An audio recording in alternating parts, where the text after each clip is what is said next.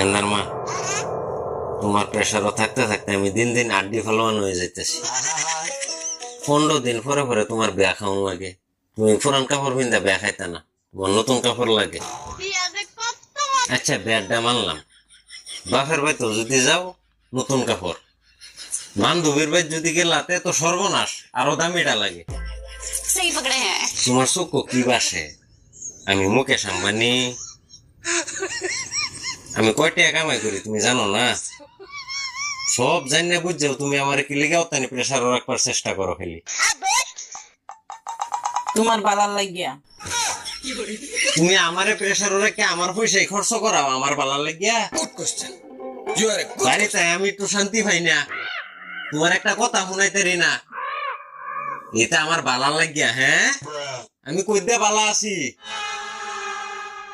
আমি কেন মরি না?